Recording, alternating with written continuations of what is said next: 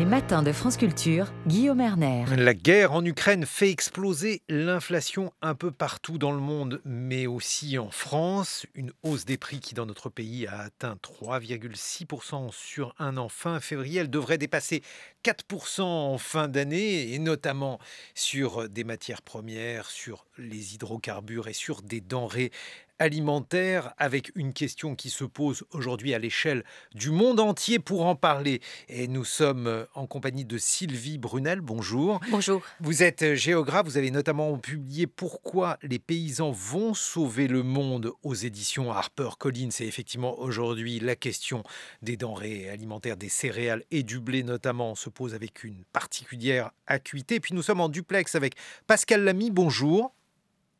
Bonjour. Vous êtes président du Forum de Paris pour la paix et vous êtes également ancien directeur de l'OMC. Pascal Lamy, cette inflation, elle est là, elle commence déjà à créer des mouvements sociaux en France. Avec les sanctions supplémentaires qui ont été prises notamment aujourd'hui, n'est-on pas en train de creuser en quelque sorte l'eau de nos problèmes et d'aggraver la crise à laquelle nous allons devoir faire face ?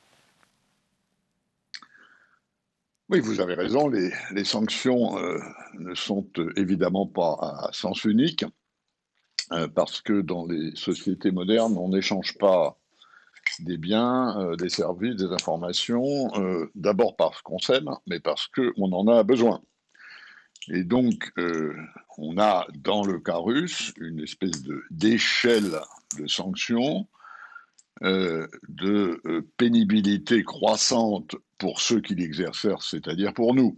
En gros, il y a 4 barreaux de l'échelle. Le premier, c'est les sanctions financières, qui consistent à étrangler le système financier russe. Ça marche, c'est très sévère, et ça ne coûte pas grand-chose. Ensuite, il y a des sanctions commerciales sur les exportations russes, l'acier, l'aluminium, la pâte à papier. Eux-mêmes restreignent leurs exportations en matière alimentaire, on va en parler. Alors ça contribue effectivement à renchérir le prix des denrées alimentaires, encore que ce soit beaucoup plus sensible dans d'autres endroits du monde qu'en Europe. Troisième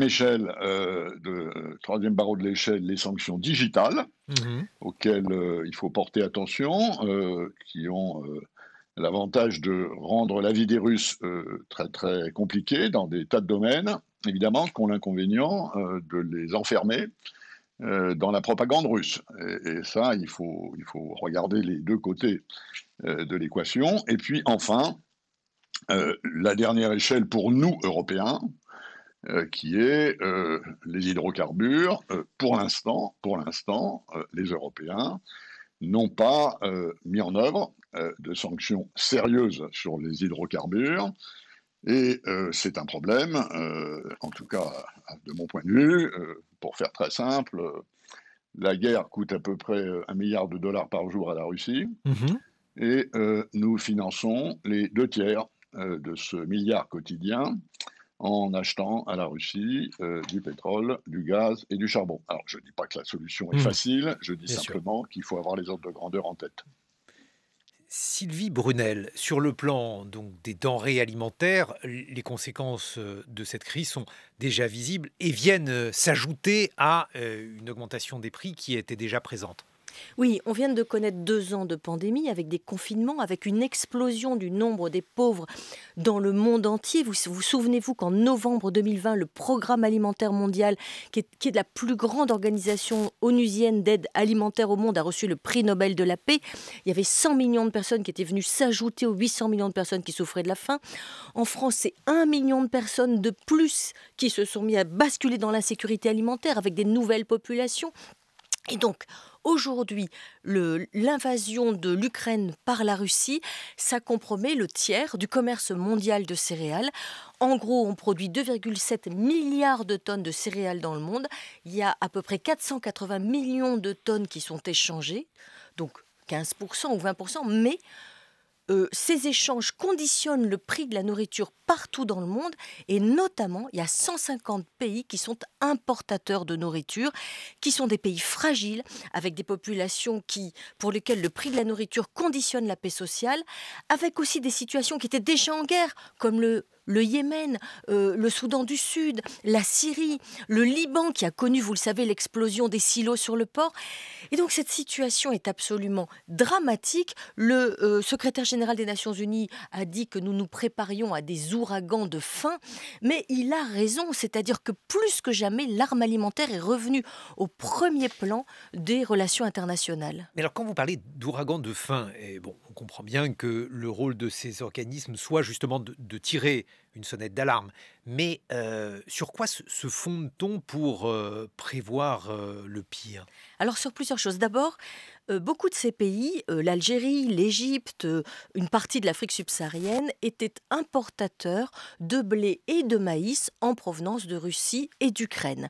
100 millions de tonnes à peu près d'exportation, ce qui veut dire que pour ces populations, pour ces pays où le prix de la nourriture est subventionné, comme en Europe, en Égypte par exemple, eh bien il y a la peur de voir revenir les émeutes de la faim de 2007-2008. Vous vous souvenez que les émeutes de la faim, elles ont débouché sur les révolutions arabes, elles ont débouché sur la guerre en Syrie. Donc ça veut dire des gens qui vont se retrouver avec l'impossibilité de boucler leur budget. Quand on est très pauvre, on consacre 80% de son revenu à acheter de la nourriture. Lorsque l'on voit cela, Pascal Lamy, est-ce qu'on ne se dit pas que, à la fois, tout le mouvement d'internationalisation, de mondialisation auquel vous avez participé, qui était aussi, en un sens, porteur de paix, parce que, généralement, lorsque les individus commercent, ils ne se font pas la guerre, et puis aussi l'efficacité de ces sanctions, tout cela devrait être questionné actuellement. Oui et non. Car si on regarde la situation, effectivement, l'économie s'est mondialisée pour des raisons qui tiennent à la vertu de l'échange. En gros, si vous faites quelque chose mieux que moi et moi quelque chose mieux que vous, on a intérêt à échanger. Ça a des effets divers, et notamment parce que ça accroît la concurrence et que donc il y en a qui en profitent et d'autres qui en souffrent. Mais dans l'ensemble, je continue à penser qu'il vaut mieux avoir des économies ouvertes que des économies fermées.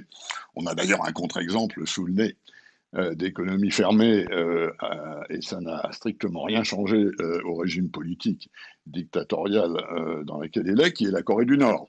Hein. Je continue à penser que, par exemple, quand il s'agit de la Russie, voire la Chine dans certains cas, le fait d'avoir des moyens de pression commerciaux est plutôt une bonne chose qu'une mauvaise chose. Hein. Le commerce dans ce domaine est peut-être une arme, mais c'est une arme qui est moins létale que d'autres formes d'armes. Et donc, je crois que ce n'est pas ou la globalisation ou la déglobalisation.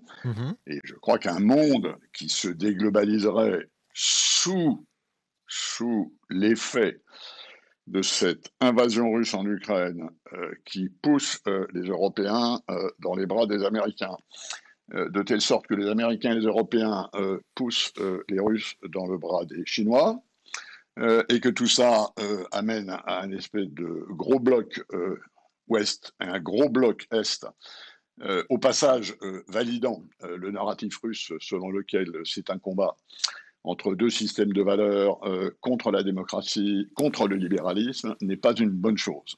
Hein. Et donc, je suis très attentif à ce danger. Pour revenir à la question, et notamment la question alimentaire que Sylvie Brunel a très bien décrit, la seule nuance que j'apporterai à son propos, je ne parle pas d'armes alimentaires. Il n'y a pas de cas où l'alimentation est utilisée comme une arme. Il se trouve qu'il y a des pays qui sont sous contrainte alimentaire parce qu'ils ne produisent pas une grande partie de ce qu'ils consomment. Ça a à voir d'une part avec la nature, hein, il y a des endroits plus ou moins dotés du point de vue des ressources naturelles pour produire de l'agriculture et donc de l'alimentation. Ça a à voir aussi de temps en temps avec la manière dont ils sont organisés. Hein, si on regarde l'Afrique, par exemple, il est quand même curieux de constater qu'un continent comme l'Afrique est importateur net très fortement de denrées alimentaires, et notamment de blé et de riz, qui sont des cultures qui ne sont pas vraiment des cultures naturelles en Afrique et qui sont un des héritages de la colonisation. Donc il y a des tas de facteurs qui jouent. Je pense que, au fond, et je termine sur ce point ma réponse, moi je fais la distinction entre la sécurité alimentaire d'un côté. La sécurité alimentaire, c'est quand les alimentations sont disponibles à un prix raisonnable. Et puis d'autre part, ce que nos amis français adorent appeler la souveraineté alimentaire, c'est-à-dire en gros l'idée qu'il faut produire chez soi ce qu'on mange chez soi. Je ne crois pas que ce soit la bonne solution. Si chacun produit chez soi ce qu'il mange, il y aura plus de famine dans le monde qu'il n'y en a aujourd'hui. Sylvie Brunel veut vous répondre. Non, je ne veux pas répondre à Pascal Lamy, je ne me permettrai pas, mais l'arme alimentaire, ça a toujours existé dans le monde. On l'a vu avec simplement l'Ukraine.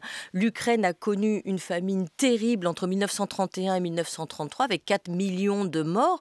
Elle a d'ailleurs le nationalisme ukrainien, ça s'appelle Holodomor, cette grande famine, c'est quand Staline a décidé de briser le nationalisme ukrainien en prélevant jusqu'au moindre grain de blé dans les foyers. On a aussi et ça, c'est une tentative politique, oui, hélas réussie. On a aussi les États-Unis en 1965 qui ont empêché l'Inde de recevoir de l'aide alimentaire alors qu'elle avait une famine dans le billard.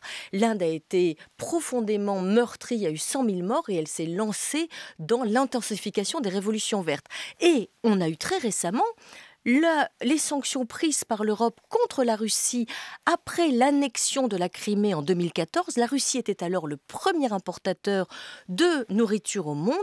Du coup, Poutine a décidé de mettre en ordre de bataille son agriculture et il est devenu aujourd'hui le premier exportateur de blé au monde. Et ce blé et ce maïs, il le vend notamment à l'Égypte, à l'Algérie, au Liban et à tout un ensemble de pays aujourd'hui qui se demandent dans les 6 prochains mois comment ils vont faire. À cela s'ajoute le fait qu'ils maîtrisent les engrais, ce qu'on appelle les fertilisants, c'est-à-dire l'azote, la potasse. Or, quand vous emblavez, c'est-à-dire quand vous plantez un champ en céréales, si vous ne voulez pas avoir 1 tonne à l'hectare comme on a dans les pays du Sahel, dont M. Lamy vient de parler, mais quand on veut avoir 7 tonnes de blé, 12 tonnes de maïs, qui permet de nourrir des gens. Je vous rappelle qu'un hectare de blé, c'est 25 000 baguettes. Un hectare de maïs, en tout cas en France, c'est 25 000 litres de lait. Donc ça se conditionne directement par notre accès à la nourriture. Alors, on va revenir là-dessus, Sylvie Brunel, mais le prix des intrants, des engrais, il était déjà en hausse il y a quelques semaines, avant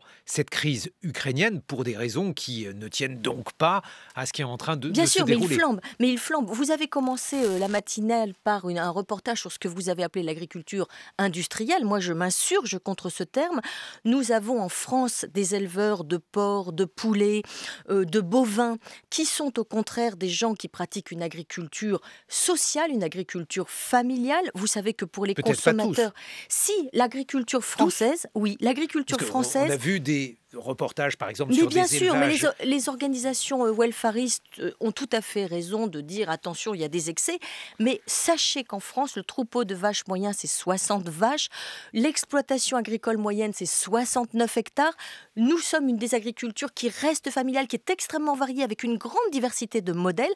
Mais nous avons une chance inouïe qu'il ne faut pas remettre en question, c'est que nous faisons encore partie du top 10 des exportateurs de céréales au monde. Nous sommes les premiers exportateurs de semences de maïs, les premiers exportateurs de pommes de terre, les premiers producteurs de sucre au monde. C'est une richesse qui nous donne notre souveraineté alimentaire. Notre agriculture aujourd'hui, elle est confrontée à ce qu'on pourrait appeler un grand remplacement. C'est-à-dire qu'il y a 20 000 départs chaque année et il y a 14 000 installations. Ça veut dire que la question de quelle agriculture nous allons bâtir demain pour la France se pose plus que jamais. Et l'on voit, Pascal Lamy, qu'il y a de plus en plus de voix qui se font entendre pour dire que ces crises nous insécurisent de manière ou bien immédiate ou bien à l'avenir, on peut le redouter, et qui voudrait que l'on retrouve une souveraineté dans tous les domaines stratégiques. Là aussi, c'est un mouvement qui va à l'encontre de l'internationalisation, de la mondialisation des échanges et des productions. Non, pas forcément. Pas forcément. Encore une fois, ça dépend du contenu que vous donnez à cette notion de souveraineté, qui, comme vous le savez, a fait l'objet de millions de pages écrites par des philosophes extrêmement sérieux. Je crois que le vrai concept, celui qui est opérationnel, celui qui importe politiquement, c'est la sécurité. Et la sécurité, ça n'est pas toujours la souveraineté, ne serait-ce que parce que les pays peuvent, par exemple, nouer des alliances dans des tas de domaines, de telle sorte qu'ils partagent une partie de leur souveraineté au bénéfice d'une augmentation de leur sécurité. C'est d'ailleurs le sens profond de l'entreprise d'intégration européenne. Alors, est-ce que aujourd'hui, pour prendre l'exemple de l'Union européenne, est-ce que nous sommes suffisamment intégrés? Est-ce que nous sommes suffisamment forts dans notre économie, dans notre défense, dans notre pensée stratégique par rapport aux crises qui secouent ce monde? Non. Je partage le point de vue de ceux qui pensent qu'il faut aller dans la direction de davantage d'autonomie stratégique européenne, et pour une raison très simple, qui est que si on regarde ce qui s'est passé depuis une quinzaine d'années, qu'est-ce qui a endommagé l'Europe? Qu'est-ce qui a fait souffrir des Européens, et généralement d'ailleurs les plus pauvres plutôt que les plus riches? Ce sont toutes des crises qui sont venues de l'extérieur. La crise financière en 2008, la crise des réfugiés, la crise du Covid, ça ne venait pas de chez nous, et maintenant l'invasion russe de l'Ukraine. À chaque fois, c'est un choc pénible. Et l'expérience a prouvé que notre résilience à ces chocs était au début modeste et qu'ensuite elle se construisait. Et je pense qu'il faut aller dans cette direction. Alors c'est évidemment très compliqué parce que il faut par exemple améliorer la production de semi-conducteurs en Europe, puisque c'est en quelque sorte la matière première de l'économie de demain. Il va falloir augmenter notre autonomie énergétique. Et on voit bien avec le cas russe qu'on n'y est pas et que si on veut y aller, ça va être coûteux. Il faut investir davantage dans la défense, ce qui nous disent nos amis allemands, qui jusqu'à présent n'étaient pas très chauds, fait maintenant partie de leurs intentions, ce qui est de ce point de vue-là une bonne nouvelle. Et il faut surtout, et c'est là que c'est compliqué, il faut surtout accepter de discuter de nos cauchemars, parce que une politique étrangère, de sécurité, de défense, ça consiste à bien identifier quelles sont nos priorités, où sont les menaces. Et là, il y a un énorme travail idéologique qui reste à faire.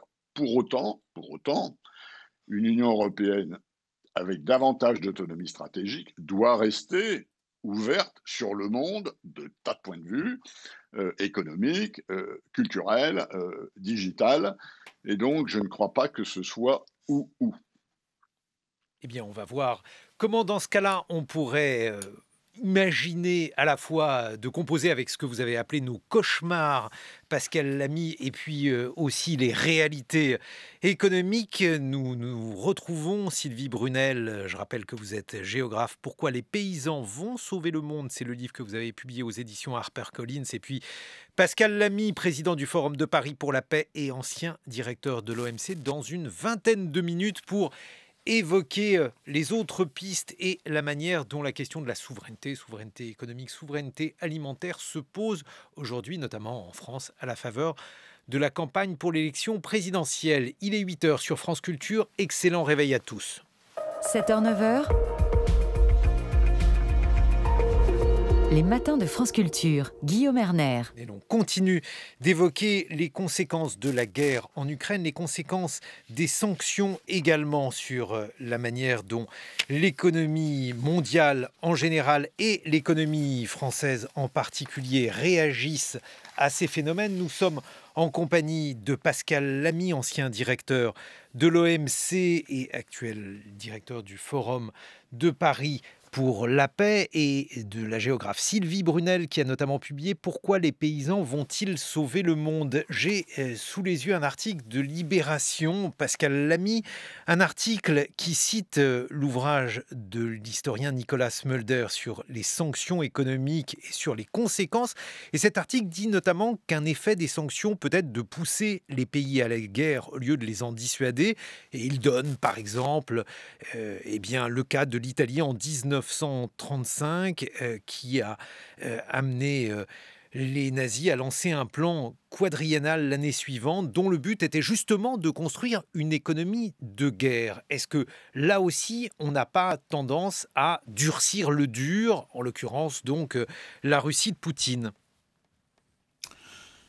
Je ne crois pas encore que ça puisse avoir effectivement ce type d'effet marginal. Si vous regardez l'histoire économique, ce que disent tous les historiens, y compris dans la période moderne, il y a des cas où les sanctions commerciales et économiques ont marché, et il y a des cas où ça n'a pas marché.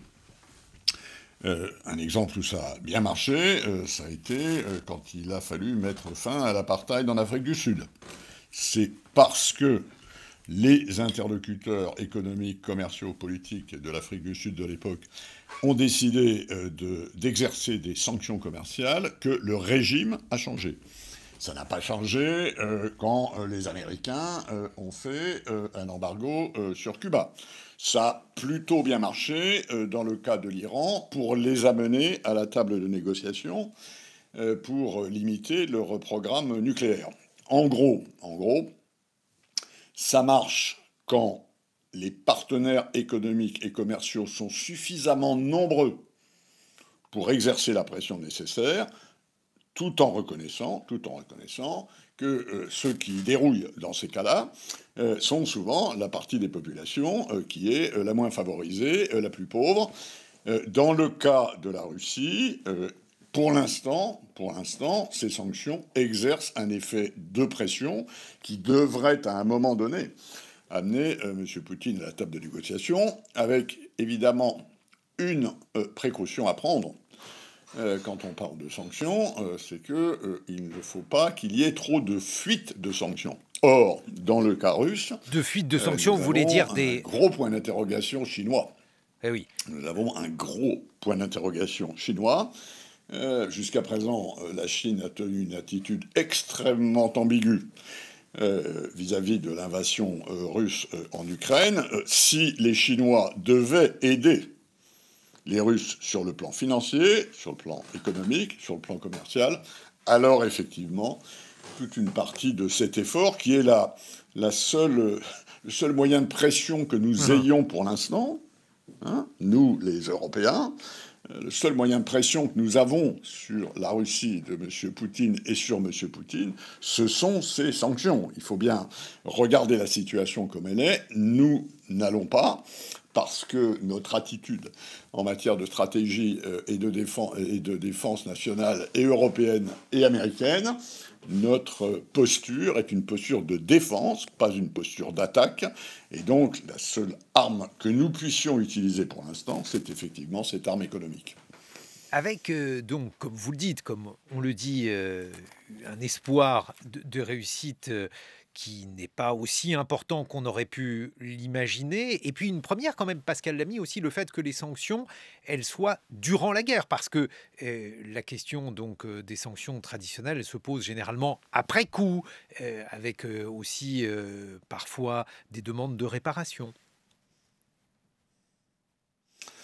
Oui, c'est juste. Et si on se projette ce qu'il faut faire, ne serait-ce que par espoir, après la fin de cette guerre terrible, il faudra bien, à un moment, une solution politique et il faudra une solution économique, à commencer par la reconstruction de l'Ukraine, qui est une affaire à vue de nez, d'après ce qu'on sait pour l'instant, de quelques centaines de milliards d'euros. Hein. Donc, effectivement, il faudra, le moment venu, en venir là. Je ne crois pas que si la Russie vient à la table de négociation et si tout ceci se termine par une forme de traité de paix, la Russie aura droit à des réparations. Et je ne suis pas sûr qu'on imposera à la Russie des réparations à l'égard de l'Ukraine. Je crois que ce sera plutôt les contribuables occidentaux qui devront mettre la main à la poche. Mais vous avez raison, il faut tenir compte des conséquences économiques de cette pression économique que nous exerçons. C'est tout à fait juste. La question, évidemment, fondamentale, et nous n'avons pas de réponse à cette question à ce stade, c'est de savoir si la population russe, dont le niveau de vie va baisser, parce que le rouble a baissé de 50%, parce qu'il y a beaucoup de choses qui ne sont plus possibles alors qu'elles l'étaient avant dans les modes de consommation, de transport, etc. Est-ce que la population russe va se rebeller contre le régime en place? Ça n'est pas du tout sûr, et on voit bien le type de pression extraordinairement forte que le régime exerce, notamment dans le domaine de l'information.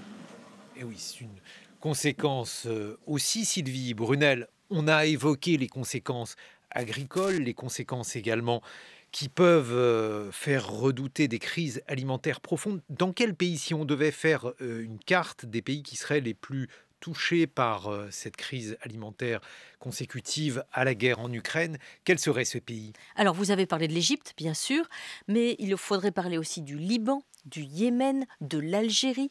Il faudrait parler de l'Afrique subsaharienne, puisque vous avez en Afrique subsaharienne un grand nombre de pays qui importent leur nourriture, la République démocratique du Congo, le Sénégal, et par exemple avec le riz. Et ça pose la question du prix. Le prix, c'est très important parce que le prix doit être à la fois rémunérateur pour le producteur, le prix de la nourriture, et il doit être accessible par le consommateur. Or, dans ces pays, vous avez des paysans qui souvent ont été paupérisés, qui ont peu de moyens de faire une agriculture moderne et qui sont partis vers les villes. Et dans les villes, eh bien, les villes sont devenues importatrices. Elles importent en provenance de l'extérieur, déjà parce que ça donne des droits de douane. C'est très intéressant quand on a du mal à récupérer des recettes à l'intérieur du pays. Et puis, elles importent parce que ça permet d'avoir accès à une nourriture abondante et de qualité qui permet de pacifier les populations urbaines. Alors, nourriture abondante, certes, de qualité, c'est cela qui est discuté. Alors oui, alors les cahiers des charges des pays, par exemple du Maghreb, du Proche-Orient et du Moyen-Orient, sont très exigeants. C'est-à-dire qu'en matière de taux de protéines, pour les semoules, pour le pain, en matière d'humidité, en fait, nous les urbains, nous ne connaissons pas les cahiers des charges extrêmement difficiles des pays importateurs qui font qu'ils peuvent rejeter un cargo entier parce qu'ils estiment qu'il n'est pas conforme. Alors, ces pays d'Afrique du Nord, ils avaient fait le choix ces dernières années de se tourner vers la Russie et l'Ukraine, puisqu'elles étaient devenues de très grandes exportatrices de blé et de maïs. La qualité était souvent moindre, mais le prix était beaucoup plus faible. Aujourd'hui, la question, c'est de se demander comment vont se recomposer les échanges mondiaux de façon à éviter des crises de subsistance. Alors, bien sûr, l'idéal, ça serait que les paysans des pays du Sud puissent prendre le relais.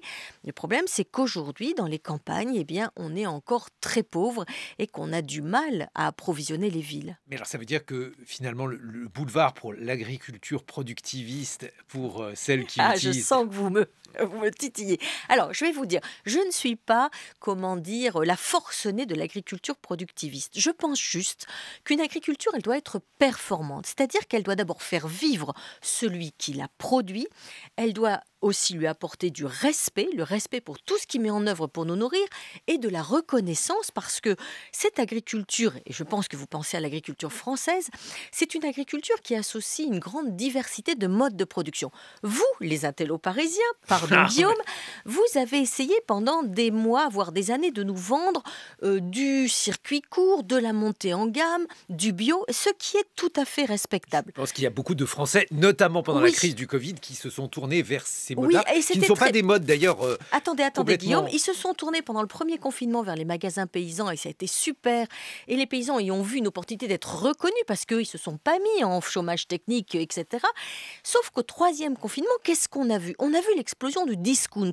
Et on a vu que des producteurs bio qui s'étaient donné un mal fou, je pense par exemple à ces gens de la Drôme qui sont dans les montagnes et qui ont des milieux difficiles qu'ils doivent valoriser en créant de la valeur sur l'exploitation, eh bien ils se sont retrouvés face à des consommateurs qui n'étaient pas prêts à payer le prix de ce qu'on demandait aux agriculteurs, et c'est vrai en conventionnel comme en bio. Et ce qui est scandaleux aujourd'hui, c'est qu'on demande à nos paysans d'être parfaits, et ils le sont, et ils ne cessent de le devenir dans tous leurs modèles, et on importe des pommes, des porcs, du poulet, dans des pays qui ne respectent absolument pas ce qu'on attend de nos paysans.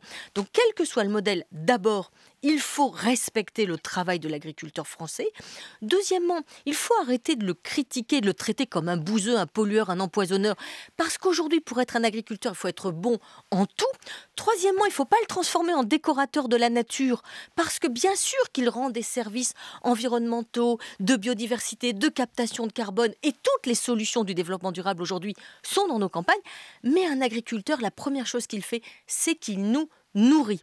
Et en France, nous avons la chance à la fois d'avoir des aliments de qualité, et nous avons une des meilleures agricultures du monde dans la grande diversité de ces terroirs, mais nous avons aussi la chance d'avoir une agriculture performante qui reste familiale tout en étant productive. Et quand on fait du blé, du maïs ou du porc, eh bien on fait aussi une action sociale. C'est-à-dire que les gens ont besoin d'avoir accès à une nourriture accessible. Alors, on va mettre de côté les conditions de production. Est-ce que dans cette situation-là, celle où les prix des denrées alimentaires augmentent, où les besoins augmentent aussi, la France a-t-elle la possibilité de produire plus, Sylvie Brunel ? Il y a un gros problème aujourd'hui, c'est que l'Union européenne a adopté ce qu'on appelle le pacte vert.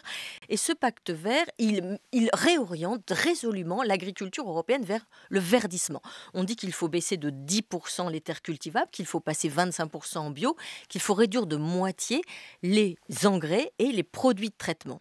Or, le problème, c'est qu'aujourd'hui, tout le monde sait que ça va se traduire par une baisse de 15% de la production européenne et que ça risque aujourd'hui, où la question des quantités produites à l'échelle mondiale est considérable, ça risque de poser des problèmes sociaux mondiaux, parce que nous sommes exportateurs, mais aussi des problèmes internes, avec des gens qui, aujourd'hui, ne peuvent déjà pas faire 3 bons repas par jour, parce que la viande, parce que les fruits, les légumes sont chers.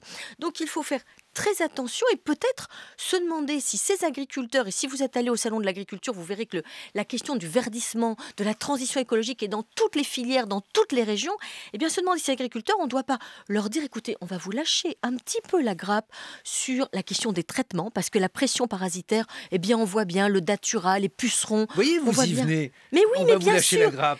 Mais bien sûr, pourquoi? Mais parce que la question, si vous voulez, Guillaume, c'est que même quand vous êtes en bio, vous êtes confronté à cette pression parasitaire et que nous avons oublié que les agriculteurs, ils nous protègent de maladies dont nous avons oublié l'existence et qui ne demandent qu'à faire leur grand retour, comme le mildiou. Le mildiou, c'est 1 million de morts en Irlande, comme le phylloxéra, qui a tué la vigne. En France, c'était un insecte qui venait des États-Unis, ça a tué la France à la fin du 19e.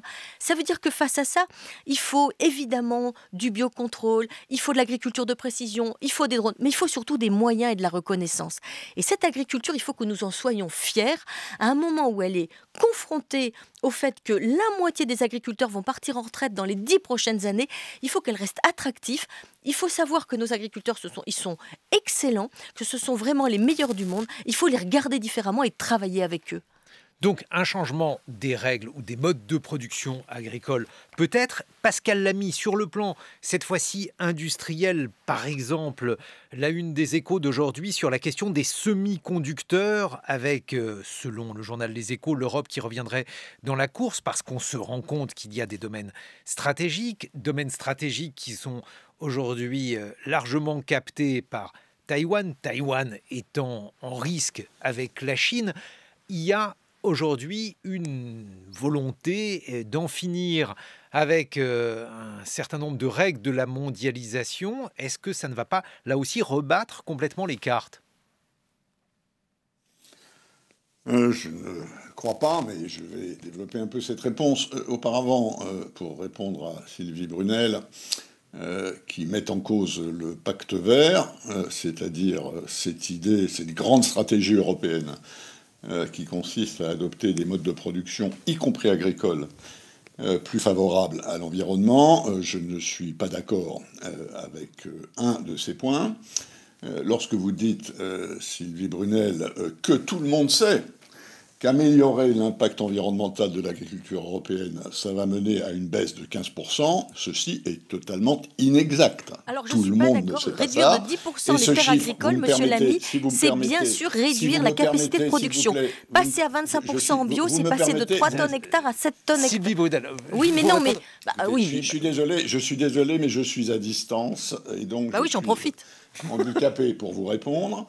Donc, Pascal Lamy, terminé, et Sylvie Brunel vous répondra. Cette affirmation selon laquelle le verdissement de l'agriculture européenne, qui est indispensable quand on considère les externalités extrêmement négatives de tout un tas de modes de production, pas évidemment de celui de tous les agriculteurs, mais ce qu'on retrouve dans les rivières, ce qu'on retrouve dans les mers, ce qu'on retrouve en termes d'émissions de carbone, est quelque chose qui doit changer. Ça ne veut pas dire qu'il faut soumettre les agriculteurs européens à la question, mais il y a un effort à faire, de même que dans le secteur industriel, et je vais y venir, pour assurer la transformation écologique de l'économie européenne. Et on ne peut pas laisser l'agriculture à côté de cela. C'est d'ailleurs un sujet sur lequel l'Institut Jacques Delors à Bruxelles travaille beaucoup. Il y a sans doute moyen d'avancer. Alors, on va faire répondre sans effectivement soumettre les agriculteurs à la pression principale. Sylvie Brunel vous répond, Pascal Lamy. Sylvie Brunel vous répond. Alors, vous citez beaucoup de gens. Toutes les études qui ont été menées sur les impacts du pacte vert, non seulement en Europe, mais aux États-Unis, disent que le prix de la nourriture va augmenter et que la quantité de nourriture fournie va baisser. Mais c'est très simple, c'est mathématique. Si vous passez 25% des terres en bio, vous passez à 3 tonnes hectares en céréales au lieu de 7 tonnes hectares. Si vous mettez 30% vous pouvez augmenter des terres... le nombre de terres cultivées.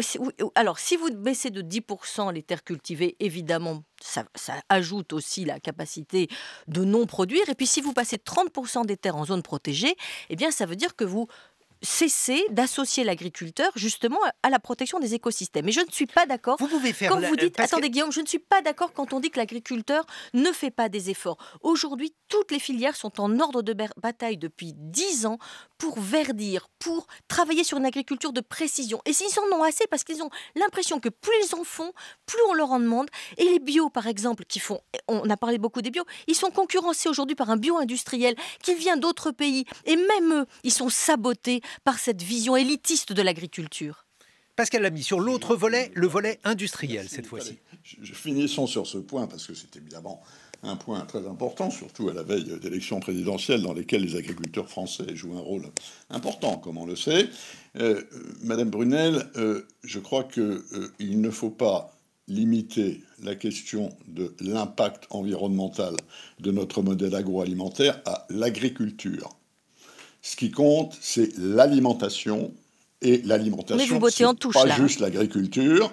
Non. Je ne pas du tout en touche. Évidemment, l'agriculture, c'est très important dans ses impacts sur l'environnement, certains positifs, certains négatifs. Mais il faut aussi s'intéresser beaucoup à la transformation, dont l'empreinte écologique est souvent considérable, à la distribution, dont l'empreinte écologique est aussi considérable, et au mode de consommation, et notamment, par exemple, aux déchets, n'y revenons pas. Alors, sur l'aspect industriel. Oui, absolument, nous y venons. Il faut, dans le cas européen, nous avons d'énormes avantages comparatifs dans l'industrie. La preuve d'ailleurs, c'est que la balance commerciale européenne est positive. Ça veut dire que dans l'ensemble, les producteurs européens sont plus efficaces. Mais la balance française est très négative. D'autres négative. Dans le monde. Moi, je raisonne au niveau européen parce que économiquement, commercialement, l'Union européenne est une unité. En matière commerciale, l'Union européenne, elle est une.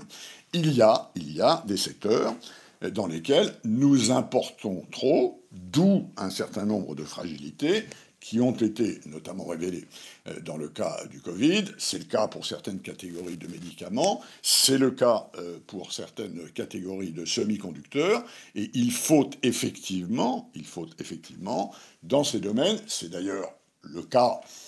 L'Union européenne a lancé divers programmes. Dans l'énorme programme Next Generation qui a accompagné la crise Covid et qui est un programme d'ampleur sans précédent dans l'Union européenne, une partie de cela va à l'amélioration de notre sécurité industrielle. Donc oui, il y a beaucoup à faire dans ce domaine. Je crois qu'on a commencé à aller dans cette direction. La Commission européenne a fait des tas de propositions qui commencent à se trouver, à se sentir sur le terrain. Il est vrai que nous devons renforcer, en quelque sorte, notre capacité industrielle dans un certain nombre de domaines qui sont ceux dans lesquels on en a absolument besoin. Est-ce que ça veut dire que l'économie européenne doit s'autarciser, en quelque sorte? Bien entendu, non, parce qu'il y a des choses qu'on fait mieux que les autres, et on a intérêt à leur vendre.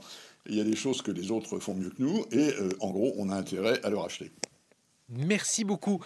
Pascal Lamy pour cet aperçu sur les conséquences donc, de la guerre en Ukraine. Je rappelle que vous êtes président du Forum de Paris pour la paix, ancien directeur de l'OMC. Sylvie Brunel, vous restez avec nous. Vous êtes géographe. Pourquoi les paysans vont sauver le monde? C'est l'ouvrage que vous avez publié chez HarperCollins. Je vous propose d'accueillir nos camarades Géraldine Mosna-Savoie et Quentin Lafay. Bonjour à tous les deux. Bonjour Guillaume, bonjour à tous.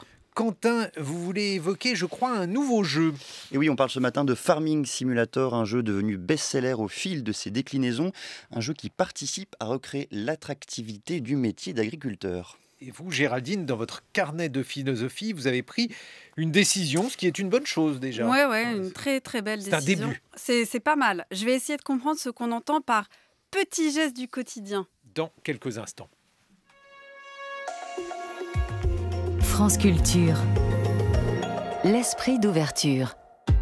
Alors que les villes ukrainiennes résistent du mieux qu'elles peuvent à l'armée russe, nous allons nous demander ce que cette guerre va changer à long terme dans les relations internationales. Culture Monde, Florian Delorme. Depuis l'Europe qui s'est montrée unie et forte, mais à qui il reste du chemin avant de faire enfin émerger une défense commune, à la Chine qui reste ambiguë dans ce conflit sans soutenir mais sans dénoncer non plus l'agression russe, en passant par les États-Unis qui avaient vu venir le temps de la guerre et qui depuis des années fournissent un soutien constant mais mesuré à Kiev. Sans oublier la Turquie bien sûr qui, elle, va devoir choisir son camp. Culture Monde, du lundi au vendredi à 11h sur France Culture et sur franceculture.fr. 8h45 sur France Culture. Quentin Lafay, le rapport entre un jeu vidéo et l'agriculture n'est pas évident, mais vous allez, je crois, l'éclaircir. Et oui, vous l'avez déjà établi, parce que dans la décennie qui vient, un agriculteur sur deux sera en âge de partir à la retraite. Et si les néo-ruraux ont le vent en poupe, ne comptons pas trop sur eux, j'en connais certains, pour assurer les récoltes de blé tendre, garantir l'épandage d'engrais, élever des volailles ou des cochons. Et pour au moins, Sylvie Brunel vous entend. Merci. Oui. J'espère que vous serez d'accord avec moi, j'ai pas envie de me faire enguirlander ce matin. Et pour cause, si la campagne attire, l'agriculture et son quotidien, ses vies, ses tâches souffrent d'un terrible déficit d'image. Et maintenant, Guillaume, un jeu vidéo pourrait participer à rendre un peu de son attractivité à l'agriculture. L'engouement qu'il suscite est tel, son succès est si fulgurant, des dizaines de millions de copies ont été écoulées à travers le monde, que le ministère de l'Agriculture l'a décliné à l'automne dernier en tournoi. Un tournoi qui s'adressait, je cite, aux 15-30 ans, fans de gaming et de e-sport. Le but, organiser une compétition pour donner envie à des jeunes de s'intéresser au métier de l'agriculture et de l'alimentation. Ce jeu s'appelle Farming Simulator, simulation agricole dans une mauvaise traduction, et son principe, son histoire nous sont présentés par l'essayiste et journaliste Laurent David Samama, auteur d'un article sur ce phénomène dans T, la revue de la Tribune. C'est une simulation où l'on prend en charge une ferme qui est une petite exploitation à la base et qu'on essaye de faire grandir du mieux qu'on peut. On achète des tracteurs, on achète du bétail, on achète des céréales et des champs et on essaye d'en faire une sorte de PME assez ambitieuse qui peut ensuite devenir une exploitation presque géante. Et c'est un jeu assez intéressant parce qu'il raconte la difficulté qu'ont les agriculteurs face aux aléas climatiques, face à des choix qui sont parfois les bons, parfois les mauvais. Il faut que ces choix soient calibrés par rapport à sa géographie, à sa topologie des sols. Il faut que les pluies soient assez abondantes. Donc, c'est un jeu qui est l'équivalent de ce qu'on connaît en football ou en course de voiture, où on gère en fait un garage, où on gère un club football. C'est appliqué donc à la ferme, ça paraît assez simple, mais c'est quelque chose qui se faisait peu et qui n'existait pas. La force du jeu, c'est son ultra-réalisme. Pour assurer vos récoltes, il vous faut choisir parmi 400 machines et véhicules, connaître la différence entre un tracteur John Deere, Massey Ferguson et New Holland, des marques qui bataillent pour apparaître justement dans ce jeu. Dans la dernière version, l'Opus sorti en 2022, le jeu a même créé une région d'inspiration française, le Haut-Belleron, symbiose virtuelle de la Nouvelle-Aquitaine et de la Provence-Alpes-Côte d'Azur. Alors une question, comment expliquer que le jeu permet à l'agriculture d'atteindre de nouvelles terres de mission et de dépasser largement le cadre des traditionnels bastions de la ruralité? Les chiffres de vente l'ont dépassé, sont de l'ordre maintenant du phénomène. On estime à 25 millions de copies physiques vendues, et à cela, il faut ajouter 90 millions de versions du jeu téléchargées sur les smartphones, ce qui est assez intéressant, parce que ça veut dire que le jeu est joué beaucoup par des urbains connectés, et qu'il y a une sorte de vague d'engouement, qu'on peut y jouer dans le métro, qu'on peut y jouer dans la chambre à coucher, qu'on peut y jouer un petit peu partout, et qu'on y joue, qu'on s'en empare en fait, et que c'est le fait désormais de CSP+, de jeunes aussi, de gens qui sont a priori assez loin de la terre, assez loin de la vie des fermiers, des agriculteurs qui jusque-là ne savaient pas comment on traite une vache, comment est-ce qu'on fait pousser du sorgho, à quelle époque est-ce qu'on récolte le raisin. Les dernières versions du jeu intègrent aussi les défis du développement durable, puisque l'enjeu est de maîtriser de nouvelles techniques pour produire plus longtemps, sans diminuer la qualité, sans utiliser d'herbicides et autres pesticides. Alors comment Farming Simulator permet de créer des vocations? Laurent David Samama nous donne quelques éléments de réponse. Quand on commence à conduire un tracteur par écran interposé, on comprend peut-être un petit peu mieux les dangers, les écueils, on se forme peut-être d'une certaine façon via la machine, via son écran, pour ensuite être plus rapide, être plus efficace quand on est dans son tracteur assis vraiment face à son champ. Il me semble que ce jeu sert à ça. Il me semble que le jeu sert à créer des vocations parmi les jeunes. On sait que tous les ans, il y a beaucoup de fermes qui ferment, qu'un agriculteur sur 2 sera en âge de partir à la retraite d'ici 10 ans. Ce qui fait que le renouvellement va être nécessaire, va être utile, et qu'il va falloir vite trouver des jeunes qui se forment, qui aiment les champs, qui aiment la terre, qui aiment ce travail-là, et qui sont surtout formés pour le faire bien. Il me semble que ce jeu-là aide à ça. Alors bien sûr, on peut se réjouir de cette alliance entre la terre et la tech. En revanche, ce que l'histoire ne dit pas, c'est ce que les 390 000 agriculteurs de France, ils étaient près de 500 000 il y a 10 ans, 1,6 million il y a 40 ans, ce que ces agriculteurs justement pensent du réalisme de Farming Simulator, car entre l'écran et le champ, il y a un monde de ces joueurs qui ne comptent pas leurs heures. Combien le traverseront vraiment? Eh bien, je vais poser la question à Sylvie Brunel. Eh bien, vous savez, on parle beaucoup aujourd'hui des agriculteurs, c'est-à-dire que dans les agriculteurs, la jeunesse qui arrive, ce sont des gens qui sont extrêmement au fait de la robotique agricole, de l'agriculture de précision, de l'utilisation des drones, de l'utilisation de toutes les techniques d'aide dans la conduite des exploitations pour gérer à la fois les parcelles, et tous les paysans, quels qu'ils soient, quand ils ont une ferme, ils se posent la question des meilleures méthodes, c'est-à-dire combien ça coûte de produire, qu'est-ce qu'on choisit comme production et à qui on la vend et à quel prix. Et il faut aller voir les concours de terre de gym, par exemple, avec les jeunes agriculteurs. Il faut aller à la rencontre de cette profession qui est totalement méconnue, qui a fait vraiment sa révolution. Emmanuel Macron dit que les 3 piliers de la nouvelle révolution agricole, c'est la robotique, la génomique et... il m'en manque toujours un, la robotique, la génomique et la sélection variétale, je crois. C'est pas un hic. Non, c'est pas un hic. Mais je suis grave, désolée. Hein, moi, je veux pas, voilà. Mais ça veut dire quoi? Ça veut dire, vous savez, qu'il y a 60 ans, il y avait les lois d'orientation agricole françaises. On est passé du cheval au tracteur. Et c'était Edgar Pisani, c'était la politique agricole commune.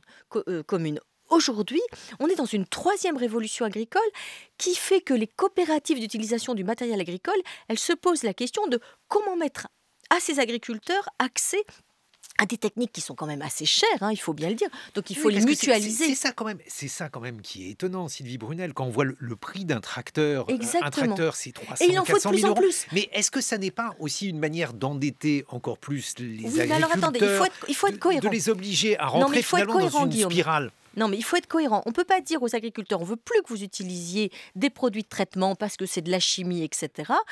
Donc, on ne va pas les renvoyer à la pénibilité. Ils ne vont pas arracher les mauvaises herbes à la main.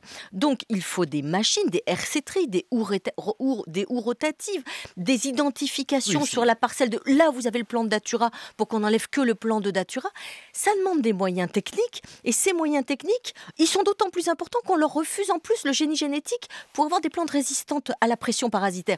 Donc, soyons cohérents. Arrêtons de faire peser sur le dos de nos agriculteurs des attentes contradictoires. Comprenons que ce qu'ils font d'abord, c'est nous nourrir en essayant du mieux qu'ils peuvent de protéger la nature. 8h52 sur France Culture.